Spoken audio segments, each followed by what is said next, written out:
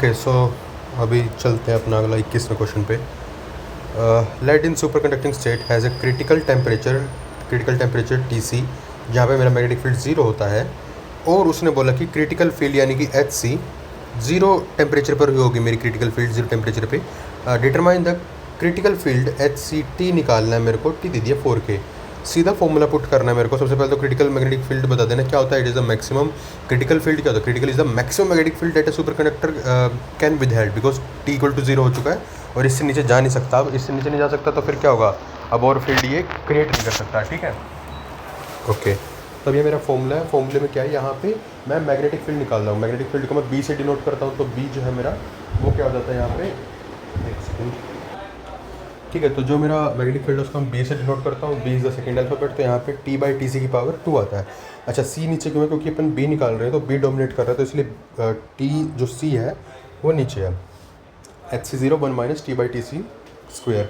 यहाँ पे कोई पावर नहीं, सिर्फ टी बाई टी सी की पावर है। ठीक है, यहाँ पे मेरे पास क्या था, अब मेरे पास देख एच सी ज़ीरो है, एच सी ज़ीरो है, टी सी है तो टी सी भी है, 4K पे फील्ड निकालनी है तो टी भी है। डायरेक्ट पुट कर कैलकुलेट मार, ख़त्म काम।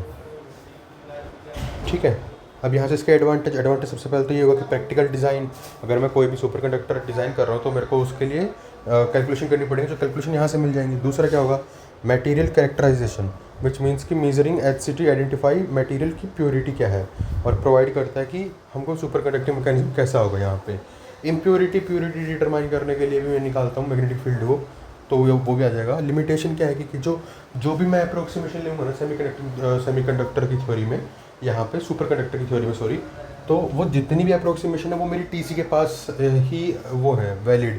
चाहे वो मिजलर अप्रोक्सीमेशन हो, चाहे वो मेरी लडाउ थ्योरी हो, चाहे वो मेरी लैंग्वेज तो खैर क्लासिकल होगी, कोई भी थ्योरी हो, उसकी पहली लिमिटेशन ये होगी कि ये जो है एक अप्रोक्सीमेशन है जो कि सिर्फ टीसी के पास वैलिड है। उसके बियॉन्ड जाएंगे तो वहाँ पे फिर जो है हायर एनएस की वैल्यू आ जाएगी, जिसकी वजह से उसको फिर मेरे को निगेट करना पड़ेगा। टाइप 1 टाइप 2 डिस्टिंक्शन, जो ये हमने मैग्नेटिक फील्ड निकाली है, ये टाइप 1 के लिए ही अलाउड है। टाइप 2 के लिए बहुत सारी चीज़ें अलाउड नहीं है। टाइप 2 का हम ज़्यादा यूज़ करते हैं बट उसके लिए ज़्यादा मैं पढ़ता नहीं हूँ बिकॉज वो और कॉम्प्लेक्स हो जाता होगा मे बी। तीसरी जो लिमिटेशन आती है वो होती है एनाइसोट्रोपिक इफेक्ट, विच मीन्स के जो सुपर कंडक्टर होते हैं उनकी जो प्रॉपर्टी होती है वो डायरेक्शन टू डायरेक्शन बदलती है। तो अब अगर मैंने फील्ड निकाल ली तो मैंने इसमें इग्नोर कर दी डायरेक्शन की वैल्यू। ठीक है, तो एनिसोट्रोपिक इफेक्ट जो है मैं निगलेक्ट मार देता हूँ, तो ये मेरी लिमिटेशन है। एक जो यूज़ आएगा मेरा, 3 यूज़ आएंगे याद रख लीजिए पूरे इस फील्ड में, कहीं भी दोबारा यूज़ पढ़ने की जरूरत नहीं है। जो बार्क है वो बार्क ने स्क्विड बनाया है, सुपर कंडक्टिंग करके कुछ है। ठीक है, तो जो सुपर कंडक्टिंग साइक्लोट्रॉन है या मैग्नेटोमीटर है, वहाँ पे बार्क यूज़ कर रहा है इसको। एम्स यूज़ कर रहा है अपने MRI के अंदर एक सुपर कंडक्टर NBTI में भी यही नाम है, बाकी आगे आएगा देख लेंगे। और NMR स्पेक्ट्रोमीटर भी यूज़ कर रहे हैं अपना मोलिकुलर आइडेंटिफिकेशन के लिए। 3 यूज़ याद रखने हैं मेरे को, NMS national medical service, NMR, M से MRI, S से स्क्विड। तो ये 3 ही एप्लीकेशन है पूरे, उसमें कोई ज़्यादा बड़ी बात नहीं है। Distinguish between A super conductor and a perfect conductor. Perfect conductor मेरा थ्योरी में होता है कि लाइक अगर मेरे इनफाइनाइट कंडक्टिविटी हो जाए तो मैं उसको परफेक्ट कंडक्टर बोलता हूँ। ठीक है, explain what is Cooper pair. Cooper pair बता देंगे हम यहाँ पे। सुपर कंडक्टिविटी की डेफिनेशन क्या है, super conductivity is a macroscopic quantum phenomena which is characterize by the zero electrical resistance below TC. अगर टीसी से नीचे होगा तो यहाँ पे पहली प्रॉपर्टी क्या है कि इसका रेजिस्टेंस जीरो होता है टीसी के नीचे। दूसरी प्रॉपर्टी क्या है, मिजनर इफेक्ट दिखाते हैं। तीसरी प्रॉपर्टी क्या है, डायमैग्नेटिक, परफेक्ट डायमैग्नेटिक होता है, यानी कि इसकी ससेप्टिबिलिटी की वैल्यू -1 होती है। चौथी क्या है, ये इसमें टनलिंग होती है बट इसमें जोसेफ्सन टनलिंग होती है। ठीक है, ये हो गए 4। एक 5वां कूपर पेयर बनता है, ये भी लिख दिया कि परफेक्ट कंडक्टर में कूपर पेयर नहीं बनेगा, जिसने दे ही रखा क्वेश्चन में, उसका बेनिफिट उठा। परफेक्ट कंडक्टर क्या होता है, परफेक्ट कंडक्टिविटी, परफेक्ट कंडक्टर, हाँ। परफेक्ट कंडक्टर क्या होता है कि एक ऐसा मटेरियल जिसके अंदर इनफाइनाइट इलेक्ट्रिकल कंडक्टिविटी हो बट विदाउट क्वांटम प्रॉपर्टी हो, तो सुपर कंडक्टिविटी। यानी कि ये क्लासिकल थ्योरी है, ये क्वांटम की थ्योरी नहीं है। अगर क्वांटम की थ्योरी नहीं है तो क्या होगा, इसमें मिजनर इफेक्ट बिल्कुल शो करेगा। जो इसके रेजिस्टेंस है वो सारे, उसके लिए कोई भी क्रिटिकल टेम्परेचर का कॉन्सेप्ट नहीं आएगा, इसके लिए कोई भी क्रिटिकल मैग्नेटिक फील्ड का कॉन्सेप्ट नहीं आएगा, जोसेफ टनलिंग नहीं आएगा, इसके लिए कोई डायमैग्नेटिज्म वाला कॉन्सेप्ट नहीं आएगा। ठीक है, तो ये इसके सारे डिफरेंशिएशन हो गए। कुछ बचा है क्या, नहीं। कूपर पेयर क्या होते हैं, सुपर कंडक्टिविटी जो थी वो तो मेरा आउटपुट था, वो मेरा मैक्रोस्कोपिक प्रॉपर्टी थी। उसकी जो फंडामेंटल है वो क्या है, वो है मेरी Cooper pair. Cooper pair are the microscopic property of the super conductor which lies in BCS theory. BCS theory वही कूपर शायद होगा मे बी। और ये क्या होता है, these are the bound pair of electron with opposite spin and opposite momenta. तो net momentum का हो गया 0 और नेट जो स्पिन आती है या तो 0 आएगी या 1 आएगी। अब क्योंकि नेट स्पिन 0 और 1 हो गई तो इनको मैं क्या बोल देता हूँ, बोजोन बोल देता हूँ। तो अगर ये, क्योंकि अब ये देखा, अब जैसे बोजोन हो गई तो जो अलाउड स्टेट थी ना वो मेरे को कम होंगी, बिकॉज बोसोन एक से ज़्यादा रह सकता है स्टेट में, मतलब एक से ज़्यादा बोसोन एक स्टेट में रह सकते हैं। तो इसलिए जो मेरी अलाउड स्टेट होगी ना वो डिक्रीज हो जाएंगी, ठीक है। और क्या होगा यहाँ पे, जो ये रिएक्शन होती है इसमें वर्चुअल फोनॉन्स यूज़ करते हैं, लेटिस वाइब्रेशन, ना कि जो नॉर्मल इलेक्ट्रॉन वो होती है, इंटरेक्शन होती है उसके बारे में, ठीक है। हाँ, कुछ और यहाँ पे जैसे सुपर कंडक्टर होता है, ये second order phase transition show करता है। नॉर्मल का जो या नॉर्मल कंडक्टर या परफेक्ट कंडक्टर कोई भी फेज ट्रांजिशन शो नहीं करेगा। सुपर कंडक्टर क्वांटम मैकेनिक्स को फॉलो करेगा, परफेक्ट कंडक्टर जो है मेरा क्लासिकल लैंगुएज थ्योरी को फॉलो कर लेगा। इंट्रोपी जो होती है ये नॉर्मल स्टेट से कम होती है। नॉर्मल स्टेट से कम कैसे होगी, क्योंकि जो मेरे सुपर कंडक्टर में इलेक्ट्रॉन्स थे उनको मैंने बोसोन बना दिया, बोसोन बना दिया, उनकी स्टेट कम कर दी, स्टेट कम कर दी तो ज़्यादा ऑर्डर में हो गया, ज़्यादा ऑर्डर में हो गया तो इनका इंट्रोपी कम हो गया। तो जबकि जो नॉर्मल स्टेट है वहाँ पे परफेक्ट कंडक्टर है तो वहाँ पे तो ऊपर ही रहेगा वो, ठीक है। स्पेसिफिक हीट जो होती है सुपर कंडक्टर की वो डिसकंटिन्यू होती है, ठीक है। स्पेसिफिक हीट डिसकंटिन्यूटी होती है उसकी TC के ऊपर, because it is a second order phase transition, जबकि उसके अंदर कुछ ऐसा नहीं होएगा। क्लासिकल फॉर्मूला है वो तो, ठीक है। अब अगला part Cooper pair. Cooper pair is a bound state of 2 electron, जिसके अंदर दोनों जो स्पिन होती है वो होती है माइनस के हाफ फर्मियन, ठीक है। बाद में जो होता है ये बोसोन क्वासी पार्टिकल बना लेता है जिसकी स्पिन होती है 0 और स्पिन 1 भी होती है, क्योंकि अगर प्लस माइनस हुआ तो 0 और अगर दोनों में माइनस माइनस या प्लस प्लस हुआ तो 1, ठीक है। अब कैसे बनता है ये इंटरेस्टिंग है कि सबसे पहले मेरा इलेक्ट्रॉन और फोनॉन का इंटरेक्शन होता है। एक इलेक्ट्रॉन जो है मूव कर रहा है लैटिस के साइड में से या फिर लैटिस के अंदर, ठीक है। तो जो लैटिस के पॉजिटिव आयंस है ना, वो जो इलेक्ट्रॉन है लोकली वो सारे पॉजिटिव आयंस को अपनी तरफ अट्रैक्ट करता है, ठीक है। तो इससे क्या होगा कि एक जो ये यहाँ पे पॉजिटिव जो नेट पॉजिटिव इफेक्ट है वो बढ़ गया, तो एक और इलेक्ट्रॉन जो यहाँ से जा रहा था उसको ये वाला अब अट्रैक्ट करेगा पूरा पूरा पॉजिटिव रीजन, तो ये इलेक्ट्रॉन इधर अट्रैक्ट होगा। अब इसको वर्चुअली क्या लगेगा, इसको जो है ये इलेक्ट्रॉन अट्रैक्ट कर रहा है, तो ये दोनों आपस में अब आगे जाके बाउंड पेयर बना लेंगे। बीच में जो इनका मीडिएटिंग पार्टिकल होगा वो इनका वर्चुअल फोनॉन होता है, ठीक है। तो यही लिखा है इसमें कि another electron is attracted toward the positive region feeling an attractive force toward the first and form a bound state with energy lower than the 2 independent electron by 2 delta. यानी कि क्या बोल रहा है ये कि जो है मेरा एक की एनर्जी मान ले पहले डेल्टा, एक की एनर्जी मान ले कि ये है, ये डेल्टा थी, दूसरे की एनर्जी भी डेल्टा थी। अब जो नई स्टेट आएगी ना उसकी जो एनर्जी होगी ये 2 डेल्टा कम होगी जो टोटल एनर्जी थी, ठीक है। इसको डेल्टा डेल्टा नहीं मानना चाहिए बट ठीक है जो भी है। अगर इसका स्टेट ये है which is like E1, this is my E2, delta will be E2 minus E1।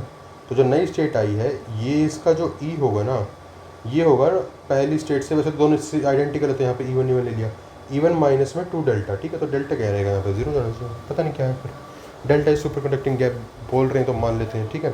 Binding energy अब दोनों की जो कि 2 डेल्टा बाइंडिंग एनर्जी आई है तो यहाँ पे इसकी जो है लगभग 1/100 EV की होती है, जो कि बहुत ही वीक है। मतलब तू समझ रहा है ना अब कि थोड़ा सा अगर मैं इसको थर्मली एजिटेट कर दे तो ये फट जाएगा बेचारा, ठीक है। जो साइज़ है कोहेरेंस लेंथ जो आती है इसमें वो बहुत ज़्यादा आती है compare to lattice spacing. Spin जो होती है यूजुअली सिंगलेट होती है, ट्रिपलेट भी आती है वैसे तो, ठीक है। मोमेंटम जो होता है वो नेट 0 होता है क्योंकि इसमें एक अपोजिट मोमेंटम वाले आपस में आके अट्रैक्ट करते हैं एक दूसरे को, बोसोन कंडेंसेशन हो जाती है यहाँ पे। कूपर पेयर बनती क्यों यार, कूपर पेयर इसलिए बनती है पहले तो क्योंकि जो फर्मी सरफेस है वो अनस्टेबल होता है जब to arbitrarily weak attractive interaction. Okay, तो जो ये इंट्रैक्शन हुई है मेरी वीक है, ठीक है, आर्बिट्रेरी है, कोई नेचुरल नहीं है। तो इस केस में जो मेरा फर्मी सरफेस है वो अनस्टेबल हो जाता है, तो उसको स्टेबल करने के लिए कूपर पेयर बन गया मेरा, ठीक है, क्योंकि एकदम से ये वीक इंट्रैक्शन आ गई।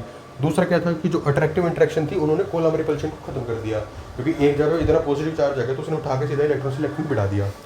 फिर क्या था कि जो पेयर्ड स्टेट था उसकी एनर्जी भी लोअर था, जो मेरी पेयर्ड स्टेट आई है वो अमेजिंगली स्टेबल भी है, मतलब इंडिपेंडेंट इलेक्ट्रॉन से, तो इसलिए उनको भाई मज़ा आ गया नया नया बोसोन बन के, ठीक है। तो अब आगे क्या था, वेरिंग इलेक्ट्रॉन डेंसिटी। अगर मैं हायर इलेक्ट्रॉन डेंसिटी देता हूँ, अगर मैं n की वैल्यू ज़्यादा कर देता हूँ, इलेक्ट्रॉन डेंसिटी मेरी n होता है, ठीक है, तो अगर मैं n को इंक्रीज़ कर देता हूँ तो जो मेरी नंबर ऑफ स्टेट है वो बढ़ जाएंगी इफेक्टिवली, कि ज़्यादा नंबर ऑफ इलेक्ट्रॉन आ गए तो ज़्यादा स्टेट आ गई अब, ठीक है। इसकी वजह से क्या होगा कि जो मेरा TC है वो और कम होगा, ठीक है। Sorry it will be increase, ठीक है, टीसी मेरा इंक्रीज कर जाएगा बिकॉज मेरे जो इलेक्ट्रॉन्स हैं ज़्यादा स्टेट आ गई तो मैं उनको ज़्यादा थर्मली एक्साइट कर सकता हूँ, वो अपनी उसको लिमिट को क्रॉस नहीं करेंगे, ठीक है, मैक्सिमम स्टेट को। आगे अगर मैं फोनॉन की फ्रीक्वेंसी बढ़ा दूँ, ठीक है, अगर मैं हायर डिबाई टेम्परेचर ले लूँ, बिकॉज फोनॉन जो होते हैं वो डिबाई थ्योरी को फॉलो करते हैं, जिनका सी भी आता है वो टी क्यू के प्रोपोर्शनल आता है ना, तो इनकी वजह से भी क्या होगा, जो मेरा टी है वो इंक्रीज कर जाएगा, बिकॉज अगर फोनॉन की फ्रीक्वेंसी ज़्यादा होगी यानी कि फोनॉन ज़्यादा वाइब्रेट करेंगे, यानी कि वो ज़्यादा इलेक्ट्रॉन को ऊपर पेयर बनाएंगे, अगर ज़्यादा ऊपर इलेक्ट्रॉन पेयर बनाएंगे ज़्यादा इलेक्ट्रॉन डेंसिटी आएगी, सिंपल सी बात है, सेम वहीं पर जाकर बिड़ जाएगी। एडवांटेज क्या है मेरे एमएससी के अंदर फिजिक्स में, कुछ नहीं है क्वांटम कंप्यूटिंग, ठीक है, सुपर जो भी मेरा कूपर पेयर है वो जो है मेरे सुपर क्वांटम कंप्यूटिंग का बेसिस बनता है, तो ये मेरी फर्स्ट एडवांटेज आ गई। दूसरा जो था कूपर पेयर जो है ये जोसेफ इफेक्ट को शो करते हैं, ठीक है, जो कि जिससे हम मैग्नेटोमीटर को बनाते हैं, जो कि जियो फिजिक्स में भी काम आता है, करेक्ट। लिमिटेशन यार बीसीएस की जो एप्लीकेशन है सिर्फ टाइप 1 के ऊपर लगती है या फिर एस वेव सुपर कंडक्टर के ऊपर लगती है, जो दूसरे मेरे डी वेव होते हैं उनके ऊपर नहीं लगती है। दूसरा जो इम्प्योरिटीज़ है उसको नेगलेक्ट कर दिया मैंने। तीसरा जो अप्रोक्सीमेशन टीसी के आसपास अवेलेबल है उसके बाद में नहीं है। बार का जो स्पीड बेस्ड मैग्नेटोमीटर उसका यहाँ पे एप्लीकेशन में डाल दूँगा मैं, ठीक है, और उसका यहाँ पे क्या है, यहाँ पे जो मैग्नेटिक फील्ड सर्वे में आता है, एरोमैग्नेटिक सर्वे में आता है, मैग्नेटिक जो एनोमली होती है अर्थ के अंदर उसको फाइंड करने में आता है, ठीक है। फिर आगे 23 question, what is the with the help of schematic diagram show how entropy और स्पेसिफिक हीट वेरी करता है टेम्परेचर के साथ में सुपर कंडक्टर में। अब याद रखियो कि जब ये ऐसे पैरामीटर दे रहे हैं तो कोई ऐसा पैरामीटर है नहीं जो मेरे को याद करके जाना पड़े, इनको मैं ड्राइव करता हूँ पेपर में और पेपर में ड्राइव करके आप भी जाता है, ठीक है। ये सुपर कंडक्टर के पूछ रहा है, अगर सेमी कंडक्टर के पूछता तो याद करके जाने पड़ते, ठीक है। अब इनको ड्राइव करते हैं। जो इंट्रोपी है मेरी वो कंटिन्यूस होती है टीसी में, ये क्योंकि वो सेकंड ऑर्डर फेज ट्रांजिशन है, जो सेकंड ऑर्डर गिब्स फेज का आता है वो मेरे को एस देता है, ठीक है। जबकि जो मेरा सीवी होता है वो फर्स्ट ऑर्डर में ही कंटिन्यूस होता है, सेकंड ऑर्डर में वो डिसकंटिन्यूस हो जाएगा, ठीक। तो बस यही दिखाना है मेरे को यहाँ पर तो नॉर्मली कि जो नॉर्मल स्टेट इंट्रोपी है, जो नॉर्मल स्टेट इंट्रोपी है मेरी वो तो होती है लीनियर, जबकि जो मेरी सुपर कंडक्टिंग स्टेट में जब इंट्रोपी लिखता हूँ मैं तो वो हो जाती है मेरी एक्सपोनेंशियली डिक्रीज़, करेक्ट, क्योंकि वो लेकिन वो कंटिन्यूस रहेगी, ठीक है, ये बात हो गई। अब स्पेसिफिक हीट, जो स्पेसिफिक हीट होती है नॉर्मली वो भी लीनियरली ही होती है, लेकिन जैसे ही वो सुपर कंडक्टिंग स्टेट में आएगा तो जो है ये एक डेल्टा आ जाएगा यहाँ पे, ठीक है, ये डेल्टा आ गया, ऊपर भी तो था delta, boom boom boom boom boom boom boom boom boom, ये तो लगभग सेम सा ही है। तो शायद इस फॉर्मूले से नहीं निकाल पाऊंगा। यहाँ पे बोला है TC there is a jump in specific heat, यानी कि टीसी के ऊपर मेरी जो ये है ये बढ़ जाती है, सॉरी बढ़ेगी ना, तो ये ऐसे हो जाएगी, which is 1.43 which is universal BCS value something.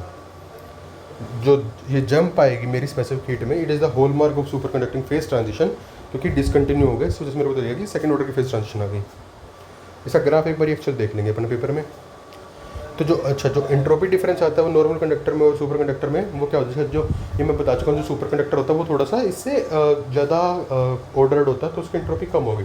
तो जो मेरा डेल्टा एस आता है ना निकल के, वो आता है माइनस के 1/2 mu naught d/dt of hc(t²), ठीक है, hc(t²).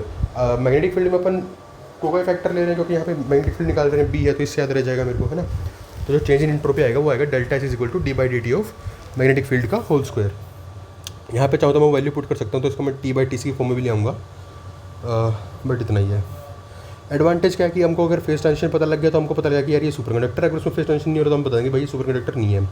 और एडवांटेज क्या था इसके, जो है अपना सुपर कंप्यूटर क्वांटम कंप्यूटर यही बना लूँगा मैं अपना, ठीक है, और मटेरियल कैटेगराइजेशन कर लूँगा, बाकी तो एप्लीकेशन आ जाएंगे फिर आगे। लिमिटेशन क्या है इसकी, इम्प्योरिटी इफेक्ट है, एनिसोट्रोपिक जो है उसको मानता ही नहीं क्रिस्टल को, तो इसकी वजह से भी डिफेक्ट आएंगे इसमें। फिर 24, obtain the expression for penetrating depth using London's equation of superconductivity and explain its significance भी बताना है मेरे को। इसका बहुत आसान है, मेजनरी इफेक्ट निकलता है इससे।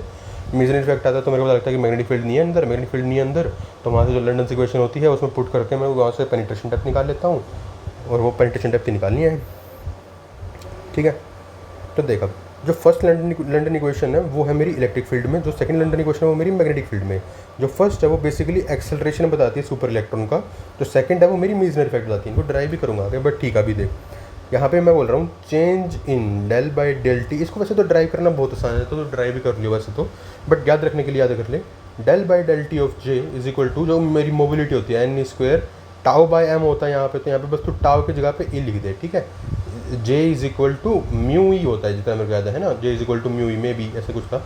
तो यहाँ पे डेल बाई डेल जे आएगा, म्यू की वैल्यू रखा है तूने e square tau by m, n square tau by m, tau से ई आ जाएगा यहाँ पे, और ये जो जे बाई डेल टी था, ठीक है, यहाँ से ऐसे कर लिया याद रखने के लिए। दूसरे में यहाँ पे मेजनर इफेक्ट है, तो मेजनर में मैग्नेटिक फील्ड आएगा, तो बी याद से याद हो जाएगा। तो यहाँ पे जो है मैं ऊपर मैंने डिफरेंशिएट लिया था, तो यहाँ पे मैं क्रॉस लेऊँगा, तो डेल डॉट जे एस जो होता है वो होता है सेम वही N square by M into में मैग्नेटिक फील्ड, ठीक है। डेल क्रॉस बी मेरे को याद होगा तो ये होता है म्यू नॉट जे।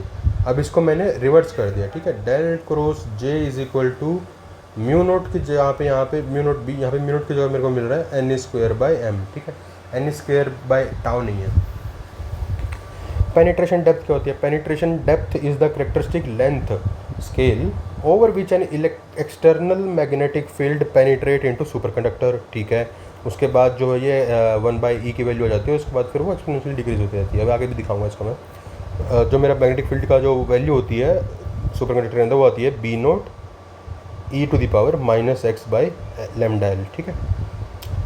अब जो पेनिट्रेशन डेप्थ है वो सेकेंड ऑर्डर से निकलेगी, ठीक है। लैम्डा जो है ये दो स्टिक से मिलके बना, तो इसको मैं सेकंड ऑर्डर से निकालूंगा, ठीक है, 1 to सेकंड ऑर्डर से।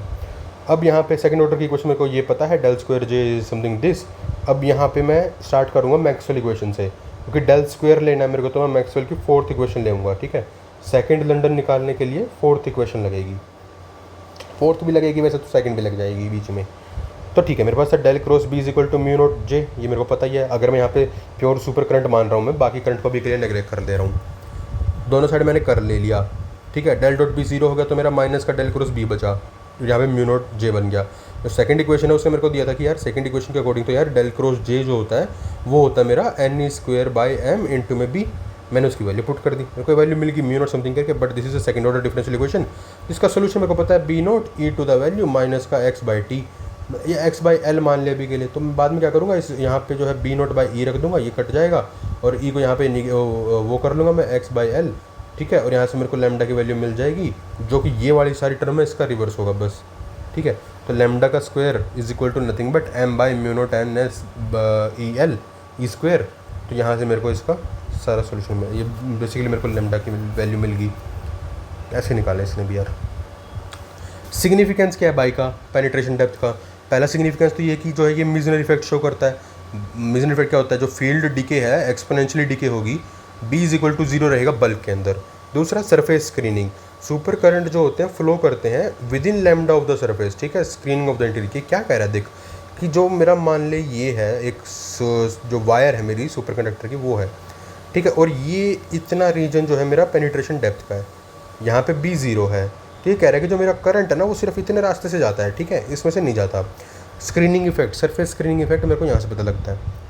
सुपर फ्लूइड डेंसिटी मैंने देख लिया कि जो लैम्डा स्क्वायर आया वो आया मेरा 1/n के, जो लैम्डा आया वो 1/n रूट n है। तो अगर मैं इसको इंक्रीज़ करूँगा मेरी करंट डेंसिटी को, तो मेरा जो पेनिट्रेशन डेप्थ है वो कम होगा, यानी कि मेरा मीजनर इफेक्ट स्ट्रॉन्ग होगा।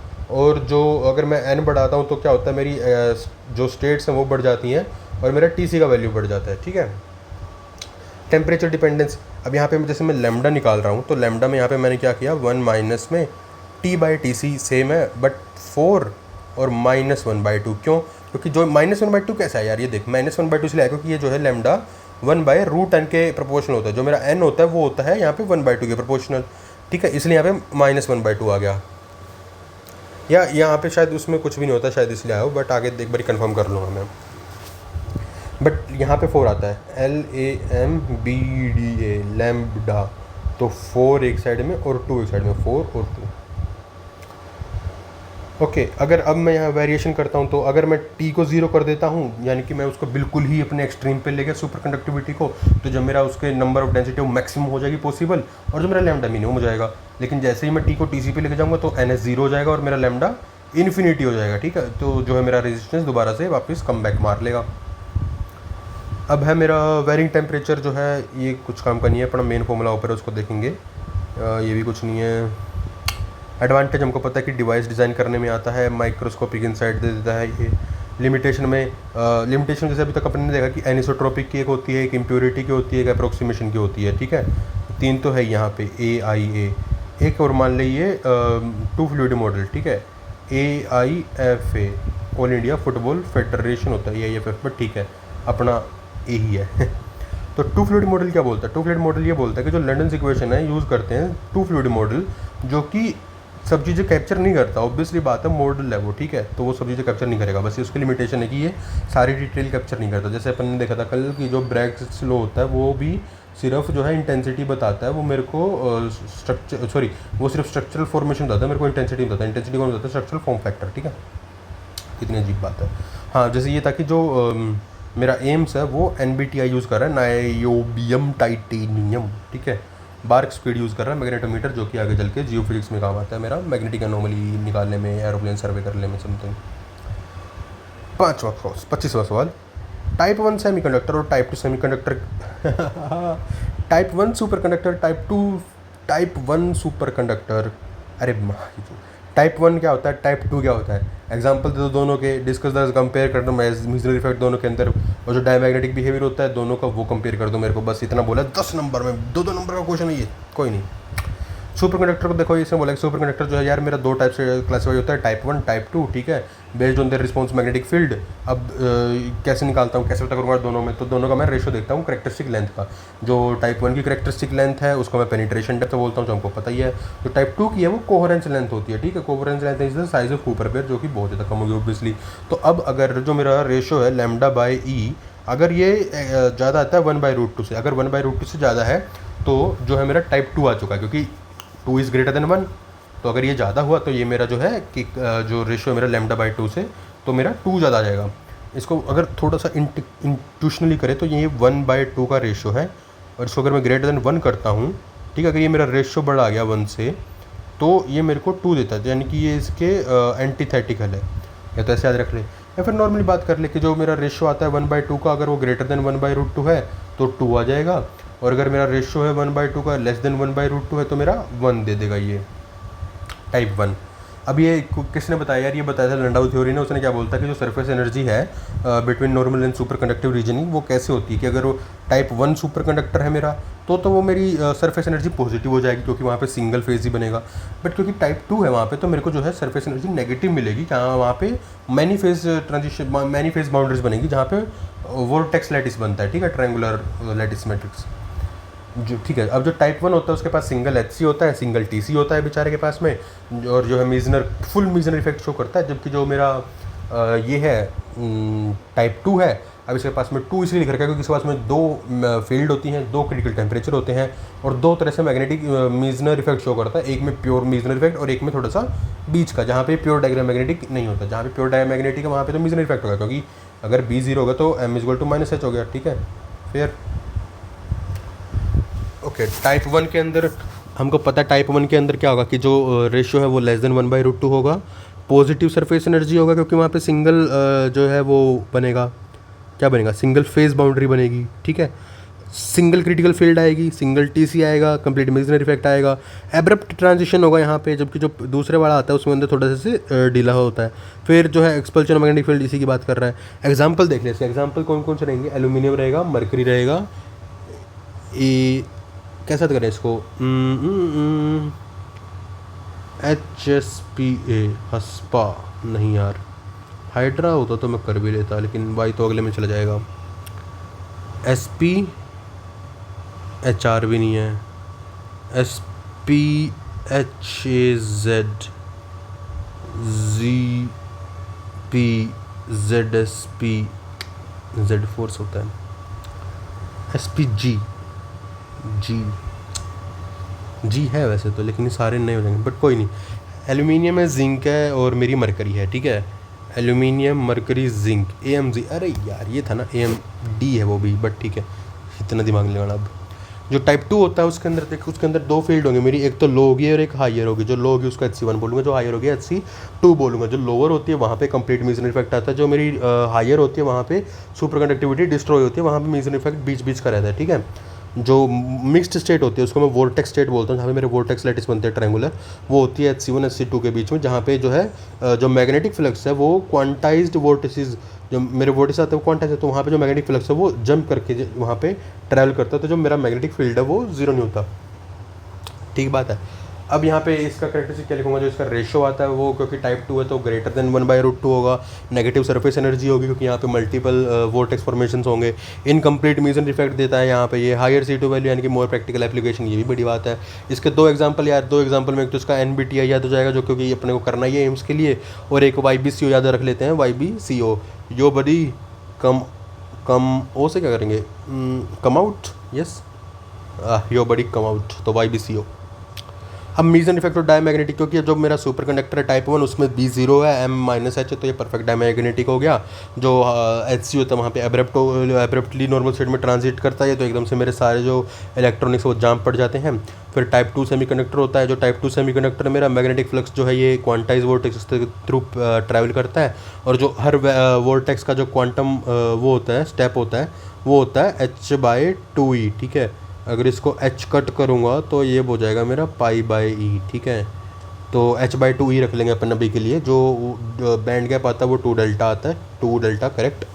b इंक्रीज़ करता है पहले 0 से लेके hc तक, उसके बाद फिर bc2 hc2, ठीक है।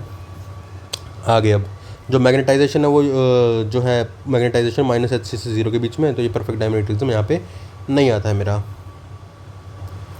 वाई दिस मैटर, क्योंकि टाइप 2 जो होता है टेक्नोलॉजिकली मोर सुपीरियर है हमारे लिए, क्योंकि ये हायर मैग्नेटिक फील्ड कैरी करते हैं, ठीक है। क्योंकि जब भी जो सुपर कंडक्टिविटी होती है वो हायर मैग्नेटिक फील्ड क्रिएट करती है, तो मेरे को ऐसे मटेरियल चाहिए जो कि हायर मैग्नेटिक फील्ड को बिना स्ट्रेस के, बिना लेटिस डिस्ट्रेन के बियर कर पाएँ, तो वो टाइप 2 ही है मेरा, ठीक है। फिर आगे क्या है कि जो हायर HC वैल्यू होती हैं ये हाई फील्ड मैग्नेट्स बनाने में काम आते हैं मेरे को। फिर जो हायर TC वैल्यू होती है जो है ये मेरे को यूजुअली जो काम करना है उसमें आता है, वरना फिर वो क्रैश कर जाएगा अगर TC की वैल्यू कम रहेगी तो, ठीक है। मैग्नेट डिज़ाइन करने में आते हैं, वोर्टेक्स फिजिक्स पढ़ने में काम आएगा। जो लंडाउ थ्योरी है सिर्फ TC के पास अप्रोप्रिएट होती है। एनिसोट्रोपी अपन ने क्या देखा था, आइफा देखा था ना अभी, आइफा, हाँ आइफा ये अवार्ड का है मेरे ख्याल से, मे भी याद नहीं आ रहा, बट आइफा आई होता होगा यहाँ पे। अपना AIF है, ठीक है। A से एनिसोट्रोपी इफेक्ट हो गया, I से इम्प्योरिटी इफेक्ट हो गया, F से तो पता नहीं क्या था, और A से मेरा यहाँ पे जो है अप्रोक्सीमेशन वाला पॉइंट आ गया, ठीक है। F से भूल गया मैं क्या था, अभी पीछे पड़ा था, देख लिया अभी। तो बार्क ने MRI बनाई है, इसका तो याद है ना, NMS NMR करने के लिए MRI बार्क वाली, और जो था स्क्विड भी बार्क वाला था, ठीक है। MRI अपन एम्स में लिख देंगे यहाँ पे। चलो भैया 25 सवाल हुए हैं, तो भाई बहुत डिफिकल्ट है यार, मतलब बहुत लंबा पूछ रखा है इसमें यार। Using the two fluid model of the conductor, normal and super conducting. Two fluid model, एक नॉर्मल है और एक सुपर कंडक्टिंग है, and the Maxwell equation derive करना है मेरे को two London equation of the super conductivity. बहुत फुद्दू है ये तो, चलो अब खींच देते हैं इसको। देख, फर्स्ट लंडन इक्वेशन जो है वो इलेक्ट्रिक फील्ड को करती है, जो सेकंड है वो मेरे को मैग्नेटिक फील्ड को करती है, तो इसको आगे बढ़ा लेता हूँ मैं। जो सुपर कंडक्टिंग डेंसिटी है मेरे को पता है, I होता है मेरा V ना, VENA, J होता है मेरा VEN, खाली A हट जाता है वहाँ से, तो J लिखा मैंने, VEN, E जो है मेरा इलेक्ट्रिक तो यहाँ पे नेगेटिव ले लिया। ये क्या आई मेरी सुपर करंट डेंसिटी। अब यहाँ पे बहुत गजब की बात है कि मैं क्वांटम की बात कर रहा हूँ, और यहाँ से मैं बिल्कुल 10वीं क्लास वाला कंसेप्ट लेकर आता हूँ कि भाई न्यूटन लॉ लगा दो यार। न्यूटन लॉ होता है मेरा F = ma। अब यहाँ पे मेरा जो है वो QE की फोर्स जनरेट कर रहा है। A होता है मेरा dV/dt, V मैंने वहाँ पर से निकाला था G/En, तो M/n बाहर ले लिया, dJ/d = QE, ठीक है। अब जो E है ये यहाँ से यहाँ चला जाएगा, तो dJ/dt = n² m-e, ये मेरी पहली इक्वेशन आ गई।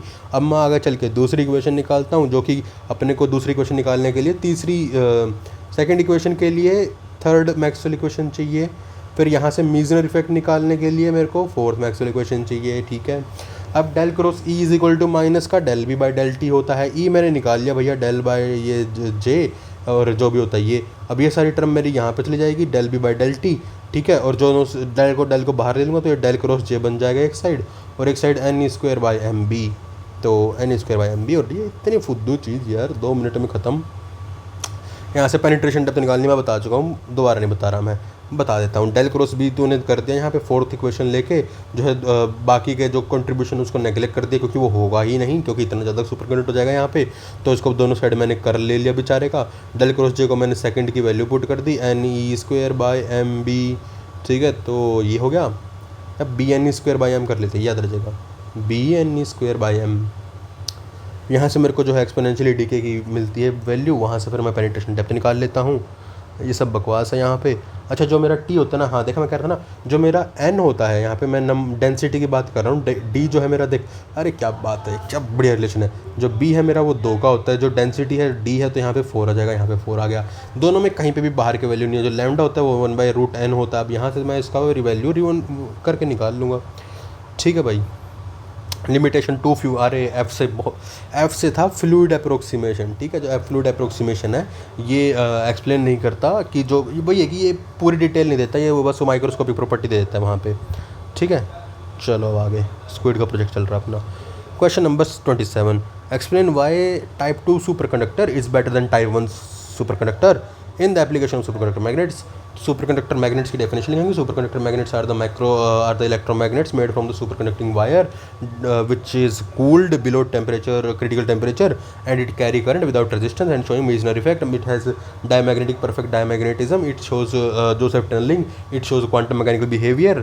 ठीक है, ये सब बकवास पेल देंगे यहाँ पे। अब वो पेलने के बाद अपन लिखेंगे टाइप 1 जो सुपर कंडक्टर है उसके बेनिफिट क्या है, उसकी प्रॉपर्टी क्या है कि जो इसके अंदर एक HC होता है, बेचारा टाइप 1 है तो एक ही TC होता है, इसके में मीजनर इफेक्ट फुल होता है, इसमें जो इलेक्ट्रिक करंट जो है इसका मैग्नेटिक फील्ड आता है वो बहुत ज़्यादा नहीं होता है, मतलब। ठीक है, जबकि जो सेकंड आता है उसके अंदर 2 फील्ड होते हैं, बीच में वर्किंग टाइम होता है, हायर TC होता है, तो ये सब आगे इनके।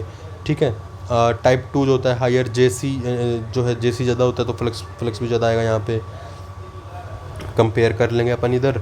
जो एग्जांपल मैंने देखा था, एग्जांपल में क्या देखा था मैंने, aluminium zinc mercury, aluminium zinc mercury ASZ AMZ AHZ हज, ये कर लेते हैं HAG। हाँ, H से मरकरी, A से एल्यूमिनियम, Z से जिंक। इसके क्या थे, इसके थे योब्रो कम आउट YBCO और एक NBTI निब्बिताई, चल जाएगा। अब इसका एडवांटेज क्या है, पहला तो ये कि यार हायर HC2 की वैल्यू है तो ये हायर जो फील्ड जनरेट कर देगा, तो higher superconductivity, supercurrent मिल जाएगा, करंट मिल जाएगा मेरे को, करंट की वैल्यू ज़्यादा वो अपने अंदर ले लेगा। फिर जो है फ्लक्स पिनिंग कैपेबिलिटी, बिकॉज इसमें मीजर इफेक्ट बिल्कुल ज़ीरो नहीं होता, तो यहाँ पे जो मेरा फ्लक्स है वो पिन कर सकता है मेरे करंट को। ठीक है, हायर J अलाउड हो जाएगा उसकी वजह से। टॉलरेंस जो होता है ये कुछ काम का नहीं है। हायर क्रिटिकल टेम्परेचर है तो मैं इसको मल्टीपल जगह पे रियल प्रैक्टिकल यूज़ के लिए कर सकता हूँ मैं। ग्रेसफुल डिग्रेडेशन भी होता है कि जो टाइप 1 होता है वो एकदम से अब्रप्टली ही डिके मार देता है वहाँ पे बहुत बुरी तरह, बिल्कुल ही शार्प चेंज आता है, शार्प पीक आती है, जबकि इसमें ऐसा कुछ नहीं होता है। इसमें टाइप 2 जो है ग्रेजुअल ही डिग्रेड करता है मेरा। ठीक है यार। ये जरा देख, एम्स के अंदर MRI मशीन कर दे जहाँ पे निब्बिताई NBTI मैग्नेट्स यूज़ होते हैं। 28, compare the dependence of the resistance on temperature of superconductor with that of normal conductor. Describe briefly the formation of Cooper pair. ये अपन कर चुके हैं, बस रेजिस्टेंस का निकाल लेते हैं। कूपर पेयर में तो बता देगा। तो कूपर पेयर जो होती है माइक्रोस्कोपिक प्रॉपर्टीज़ होती हैं, जिसके अंदर जो पेयर ऑफ इलेक्ट्रॉन जो होती है बाउंड स्टेट में क्रिएट कर लेती है, जहाँ पे स्पिन 0 और 1 आता है। फिर वो बोसोन क्वासी पार्टिकल बनाते हैं। फिर आगे कैसे बनती हैं, क्यों बनती है, उसमें एक फर्मी सरफेस का जरूर बताना है कि जो फर्मी सरफेस होता है वो वीक एनर्जी फर्मी सरफेस जो होता है वीक इंट्रैक्शन के कारण अनस्टेबल हो जाता है, तो उन इंट्रैक्शन को स्टेबल करने के लिए बाउंड पेयर बनाते हैं। दूसरा, बाउंड पेयर बनती है क्योंकि इनका जो है एनर्जी स्टेट कम होता है। तीसरा जो था जो मीडिएशन पार्टिकल है फोनोन, वर्चुअल फोन, वो अवेलेबल हो जाता है वहाँ पे। ठीक है, कोलम्बिक इंट्रैक्शन को ये ओवरकम कर लेते हैं। ठीक है, आगे जो इलेक्ट्रिकल रेजिस्टेंस बेसिकली क्यों आ जाता है कि जैसे जो कंडक्टिविटी होती है वो आती है इलेक्ट्रॉन से, वैसे ही रेजिस्टेंस आता है फोनोन से। ठीक है, फोनोन से क्या होता है, लैटिस वाइब्रेशन, जितना ज़्यादा मेरा लैटिस क्लोजली होगा वहाँ पे उतना ज़्यादा ही मेरा रेजिस्टेंस बढ़ता रहेगा। रो होता है ना साथ में, इसलिए रेजिस्टेंस इंक्रीज़ करता है टेम्परेचर के साथ में। फोटोन स्कैटरिंग होती है, फोनोन स्कैटरिंग कम हो जाती है तो रेजिस्टेंस जो है इंक्रीज़ कर जाता है। ये क्या बात, हाँ, फोनोन स्कैटरिंग इंक्रीज़ करती है, फोनोन स्कैटरिंग इंक्रीज़ करी तो रेजिस्टेंस भी इंक्रीज़ करेगा टेम्परेचर के साथ में, बिकॉज लैटिस वाइब्रेशन बढ़ जाएंगी और हर लैटिस वाइब्रेशन में मेरे को फोनोन मिलता है तो फिर फोनोन भी बढ़ जाएंगे वहाँ पे। सुपर कंडक्टर में क्या होता है, सुपर कंडक्टर के अंदर जो TC से नीचे आएंगे तो वहाँ पर जो है ये बिल्कुल ही शार्प ड्रॉप करेगा और TC से नीचे 0 रेजिस्टेंस देगा। Resistance remain 0 even as the temperature is lowered further. ठीक है, तो इस तरह का आएगा यहाँ पे। अगर टेम्परेचर ऊपर है तो जो मेरा रेजिस्टेंस है वो नॉर्मली डायरेक्टली प्रोपोर्शनल रहेगा, क्योंकि वहाँ पे कुछ भी ऐसा मेंशन नहीं करेगा कंडक्टर या जो भी है। जबकि जैसे ही वो इसमें आएगा मेरे सुपर कंडक्टर में तो वो T⁵ से डाउन करेगा, यानी कि अगर मेरा जो टेम्परेचर है वो कम होगा तो जो R है वो उसके 5 पावर कम होगा। ठीक है, 5 पावर कम हो जाएगा। ठीक है, जो यहाँ पे नॉर्मल बिहेवियर जो होता है वहाँ पे मेरा जो है इलेक्ट्रॉन फोनोन स्कैटरिंग होती है, जबकि यहाँ पे जो है मेरा, क्योंकि अब इलेक्ट्रॉन जो है वो तो खत्म हो गया, यहाँ पे फोनोन स्कैटरिंग होगी सिर्फ, ठीक है। फोनोन स्कैटरिंग डिक्रीज हो जाएगी, सॉरी, फोनोन स्कैटरिंग डिक्रीज हो जाएगी क्योंकि टेम्परेचर डिक्रीज कर दिया मैंने, ठीक है यार। डिसकंटिन्यूसली गिरता है ये, तो यानी कि यहाँ पे मेरे को जो है एक कंटिन्यूस पीक नहीं मिलेगा। टी जो जीरो होता है वहाँ पे रेजिस्टेंस जीरो जाता है बिल्कुल ही, ऑल जो इलेक्ट्रॉन है वो पेयर हो गए मेरे।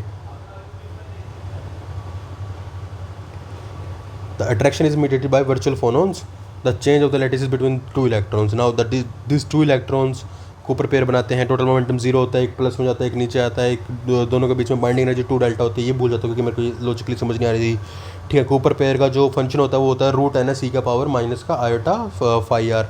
फाई क्या होता है, मैक्रोस्कोपिक फेज होता है, मेरा फेज ही होगा क्योंकि आर के साथ में वो टी के साथ होता है तो फ्रीक्वेंसी होता है, बट फेज होगा आर के साथ में। तो एन जो है मेरा सुपर फ्लूइड इलेक्ट्रॉन डेंसिटी आ जाएगा यहाँ पे, ठीक है यार। कंक्लूजन इंटरप्रेशन क्या देंगे, सुपर कंडक्टर जो होते हैं ये फेज ट्रांजिशन शो करते हैं to a zero resistance state enabling Cooper pair formation. अगर मैं टेम्परेचर वेरी करता हूँ आर डिक्रीज कर जाएगा, अगर मैं टेम्परेचर कम करूँगा, ठीक है, उसकी वजह से यहाँ पे जो है वो हो जाएगा मेरा सुपर कंडक्टर के अंदर आर जीरो हो जाता है below T C independent of the further cooling. Varying impurity concentration, अगर नॉर्मल कंडक्टर है तो वहाँ पे आर इंक्रीज करता है इम्प्योरिटी के साथ में, जैसे इम्प्योरिटी डालेंगे वो रेजिस्टेंस बढ़ जाएगा। लेकिन सुपर कंडक्टर के अंदर जो है impurities can reduce T C but remain R zero below T C. Advantage limitation की कोई बात नहीं है। 29 ये अलग क्वेश्चन था तो इसको देख लेते हैं अपन। Explain the classical theory of diamagnetism, show that susceptibility of diamagnetism is directly proportional to atomic number, why all the electrons in atom contribute to diamagnetism, ठीक है, ये सवाल है, ठीक है। तो अब क्लासिकल थ्योरी डिस्कस करनी है। पहले diamagnetism is fundamental magnetic property of all material. It is a negative magnetic susceptibility is my diamagnetism. If my magnetic susceptibility is negative less than 0, then we have diamagnetic. If it is -1, then it is a perfect diamagnetism, ठीक है। Okay, अब ये क्यों होता है diamagnetism? Diamagnetism होता है क्योंकि जो मैग्नेटिक मोमेंट प्रोड्यूस करते हैं मेरे इलेक्ट्रॉन वो अपोजिट होता है अप्लाइड फील्ड में, ठीक है। और जो ये होता क्यों है, क्योंकि अब मैग्नेटिक मोमेंट की बात है लार्मर प्रेसिशन की वजह से, तो मैग्नेटिक मोमेंट जो ये डायमैग्नेटिक आया वो मैग्नेटिक मोमेंट से आया, तो मैग्नेटिक मोमेंट किससे है, लार्मर प्रेसिशन। तो डायमैग्नेटिक किससे आएगा, लार्मर प्रेसिशन से आएगा। तो लार्मर प्रेसिशन के ऊपर मैं क्या लगाऊंगा, लैंगमैन थ्योरी लगाऊंगा। लैंगमैन थ्योरी क्या बोलती है कि देखो यार, जो डायमैग्नेटिक ससेप्टिबिलिटी आता है ना मेरा, ठीक है, डायमैग्नेटिक ससेप्टिबिलिटी आता है वो आता है मेरा μ/6, ये सही है, ये हर फैक्टर यही दे रहे हैं, तो μ/6 n² m summation of are आई, ठीक है। आर आई इज़ द जो तुम्हारा वो इफेक्टिव रेडियस होता है वो। और जब मैं इसको मोलर ससेप्टिबिलिटी करता हूँ तो जो n है मेरा वो Na हो गया, ठीक है, और ये Z हो गया, क्योंकि n इज़ ZNA में भी नंबर डेंसिटी की बात करूँ तो Na इंटू Z, ऐसा तो नहीं होगा। जो ये समीशन है आर आई ये Z की फॉर्म ले लेता है और जो n है ये Na हो जाता है मेरा। बट अपन चलते हैं, क्योंकि डायमैग्नेटिज्म कहाँ से आता है, मैग्नेटिक मोमेंट से, तो इसलिए सबसे पहले मैं मैग्नेटिक मोमेंट लिखूंगा। मैग्नेटिक मोमेंट कैसे याद करता हूँ मैं करता हूँ याद गायरोमैग्नेटिक रेशो से। तो मैं गायरोमैग्नेटिक रेशो लिखूंगा कि μ/L is equal to E/2m। Mode होता है यहाँ पे, तो मोड हटाऊंगा तो μ/L is equal to minus का E/2m, तो मैं म्यू लिखूंगा माइनस का E/2m इंटू में L, मेरा पहला रिलेशन। फिर यहाँ पे मैं ले जाऊँगा लॉरेंस के ऊपर। तीन चीज़ हो गई यहाँ पे, Larmor precession, Langevin theory, Lorentz. Lorentz क्या होता है मेरा F is equal to minus का Q/V, ठीक है। म्यू मैंने ऊपर निकाला था तो वहाँ से E की वैल्यू यहाँ पे पुट कर सकता हूँ, लेकिन यहाँ पे अब लार्मर की भी बात आई, क्योंकि लार्मर भी तो चल रहा है। लार्मर क्या होता है, Larmor frequency is mu is equal to EB/4πm। Frequency omega में लिख सकता हूँ मैं, या फिर इसको म्यू में ही रहने दो, कोई पंगा नहीं पड़ता, ठीक है। ये आ गया, अब यहाँ तक आ गया। अब मैं यहाँ से निकालूंगा करंट क्या होता है। करंट क्यों निकाल रहा हूँ यार, मेरे को ये बात है, क्योंकि मेरे को मैग्नेटिक मोमेंट चाहिए। अब यहाँ पे मेरे पास मैग्नेटिक मोमेंट किस में आ रखा है, L में आ रखा है। मेरे को मैग्नेटिक मोमेंट चाहिए दूसरी फॉर्म में। मैग्नेटिक मोमेंट मेरे पास क्या होता है, मैग्नेटिक मोमेंट होता है I इंटू में A। I क्या होता है मेरा Q/T। T क्या होता है मेरा इंटू में म्यू। म्यू क्या है मेरा यहाँ पे Q/4πm। तो जो मेरा म्यू आया है वो क्या है, E²/4πm। और जो एरिया होगा मेरा वो 4π रो स्क्वायर लगा लेते हैं। Rho is the effective radius at that time, तो पाई से पाई कट गया। तो मेरा जो म्यू आता है कट कटा के यहाँ पे वो आता है E²B/4m रो स्क्वायर, ठीक है। वहाँ पे B भी आता है, EB/4πm होता है, जो मेरा लार्मर प्रेसिशन फ्रीक्वेंसी था, ठीक है। आगे भैया, अब जो for spherical atom with electron at distance r from the nucleus averaging over all the orientation जो हमको मिलता है वो मिलता है इट इज़ 2/3 r² का ये वाला फैक्टर, ठीक है।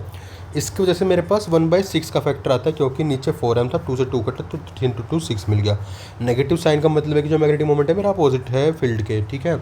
अब जब मैं टोटल म्यू लिखता हूँ तो टोटल म्यू क्या होगा, सारों का मिला के होगा, ठीक है।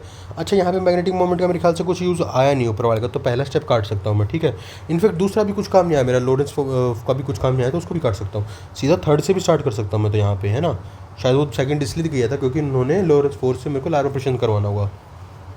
एनीवेज, डेल्टा म्यू टोटल आया मेरा यहाँ पे, आई से लेकर जेड तक इंटीग्रेट कर दूंगा। आई से लेकर जेड का जो एवरेज आउट करूँगा वहाँ से मैं जेड निकाल दूंगा, ठीक है। एन आ जाएगा यहाँ पे, एन अगर उसका टोटल मैग्नेटाइजेशन क्या लिखूँगा, total magnetization N is N into में मैग्नेटिक मोमेंट, ठीक है, एन से मल्टीप्लाई करके यहाँ पे।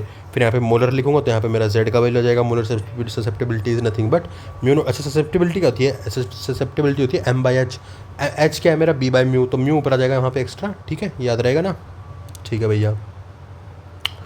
हो ये ठीक है, अप्रोक्सीमेट कर दिया यहाँ पे मेरे को ZR² के इक्वल, सबमिशन से Z आ गया, तो जो प्रोपोर्शनलिटी आ गया मेरा -Z के ऊपर आ गया। This will explain why susceptibility increase linearly with atomic number.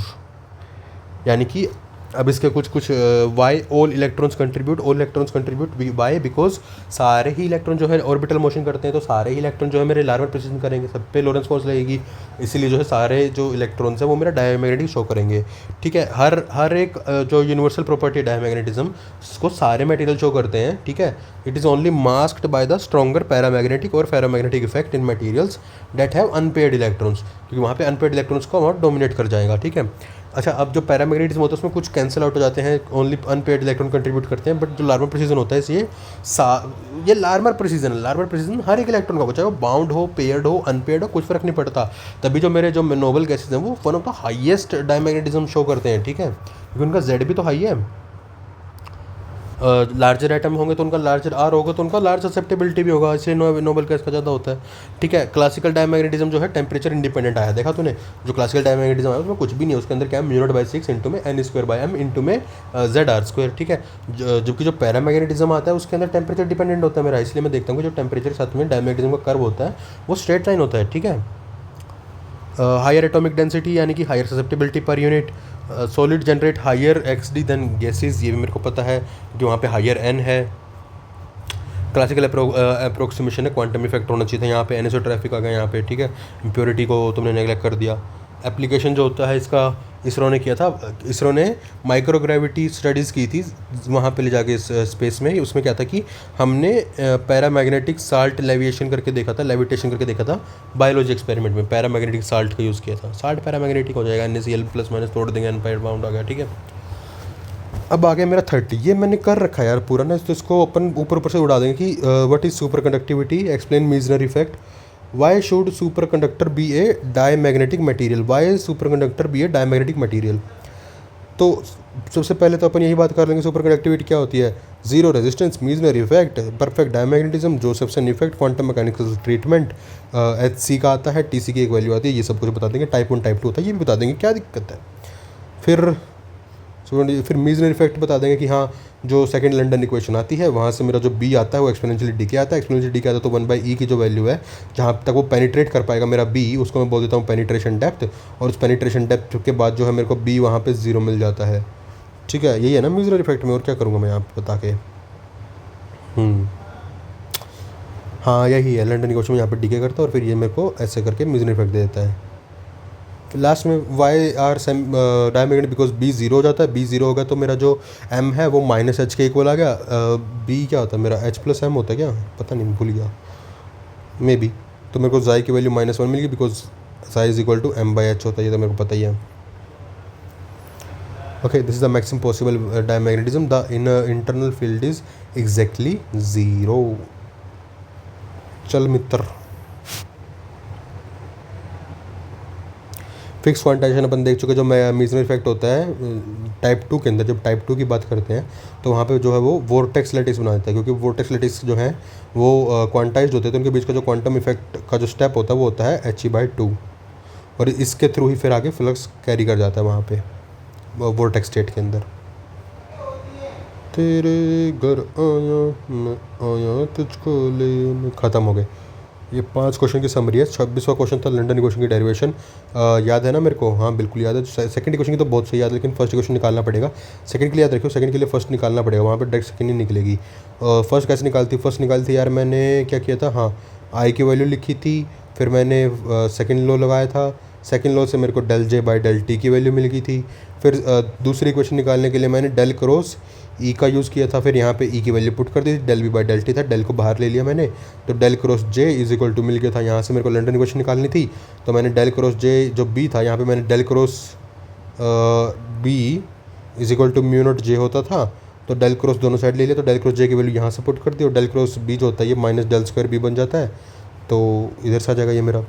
फिर टाइप टू टाइप 1 मैग्नेट की बात हो गई थी। रेजिस्टेंस वर्सेस टेम्परेचर जो था अपने देख लेते कि यहाँ तक ऐसा था, फिर जो है ये इस तरह decrease one R directly proportional to T की पावर 5 हो जाता है, ठीक है, या फिर उल्टा बोल सकता हूँ T directly proportional to R की पावर 1/5 प्लस में 1/5, ठीक है। तो ये 30 क्लासिकल डायमैग्नेटिज्म हमने देख लिया कि अपन ने कहाँ से स्टार्ट करना है, लार्मर प्रिसीजन का से स्टार्ट करना है मेरे को, कि जो उसका ओमेगा होता है वो होता है E by mu is equal to E B by 4 pi होता है मेरा ये, और जो मेरा म्यू होता है वो होता है आई इंटू में ए।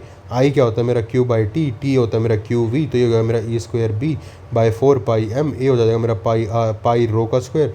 जो रो स्क्वायर होता है वो होता है मेरा पूरा मिला मिलू के 2/3 आर का स्क्वायर, तो यहाँ पे इसलिए मेरे को 6 का फैक्टर आ जाता है नीचे, और जो आर का स्क्वायर है वो मेरा फिर रो का जो स्क्वायर है, सो जो आर का स्क्वायर है उसको मैं सारे एलिमेंट के लिए समीशन करूँगा तो जेड आर स्क्वायर बन जाएगा, और पूरा अगर मैं उसको पूरे मैक्रो लेवल पर जाऊँ तो वो एन दे देगा, ठीक है।